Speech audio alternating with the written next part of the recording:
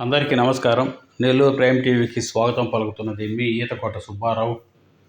పెన్నా తీరం చిన్నప్పటి నుంచి చూస్తున్న పచ్చని ప్రవాహం మా పెన్నా నది. కనిపించని పాదాలకి కెరటాల గజ్జెలు కట్టి రాత్రింబవళ్ళు నర్తించే రస తరంగిణి మా పెన్నా. తూర్పు తీరానికి పైనం కట్టిన ఒంటరి ప్రేయసి ప్రియా సరిగమ ఉత్కంఠలో మైమరిచి అడవి జింకల పరుగు లంకించుకునే ప్రియురాలు. అలిగితే ఉపవాస సంస్కారంతో పూచికైపోతుంది. సత్యభామలా ఉరిమిందే వరద తాండవం చేసే గగన గంగలా చెలరేగుతుంది. తెల్లేరేసరికి ఏ స్పర్శ చల్లపరుస్తుందో తెలియదు కానీ కన్నెతనం గుబాళించిన సిగ్గుల మొగ్గైపోతుంది.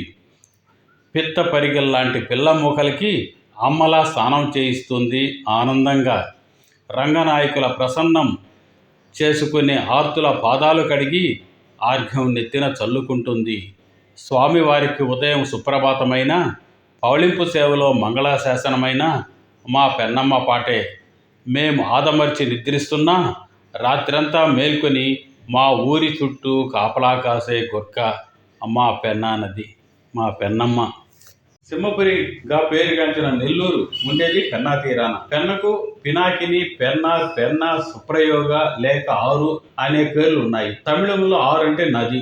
మైసూరు ప్రాంతంలోని నందిదుర్గ కొండల్లో పుట్టిన పెన్నా నది కర్ణాటక, ఆంధ్ర రాష్ట్రాల్లో ప్రవహించి నెల్లూరుకి 18 మైళ్ళలో ఉన్న ఊటుకూరు వద్ద బంగాళాఖాతంలో కలుస్తుంది. 15వ శతాబ్దం వాడైన జక్కని కవి తన విక్రమార్క చరిత్రలో పెన్నను వర్ణించాడు. ఈ నదిని గురించిన కథలు, గాథలు అనేకం ప్రచారంలో ఉన్నాయి. జన్మస్థానమైన నందిదుర్గ ప్రాంతంలో ఈ నది ధనురాకారంలో ఉండటం చేత దీనికి పినాకిని అని పేరు వచ్చింది.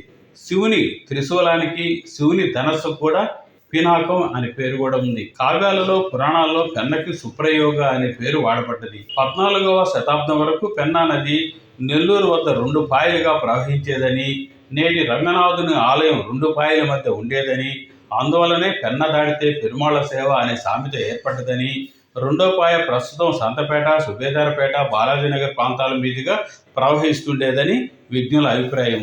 పెన్నను గురించి చాలా సామెతలు కూడా వాడుకలో ఉన్నాయి.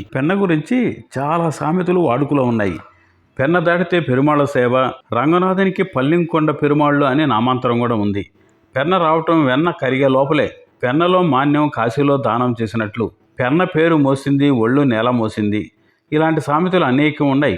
ఇంత చరిత్ర పెన్నకు, నెల్లూరుకు ఉన్నది కాబట్టే పెన్నా తీరం అనే పేరు ఇక్కడ సుప్రసిద్ధంగా మారింది. నెల్లూరు చరిత్ర అనగానే గుర్తుకొచ్చేది కేవలం నెల్లూరు పట్టణ చరిత్ర మాత్రమే కాదు, నెల్లూరు ప్రాంత చరిత్ర కూడా వస్తుంది.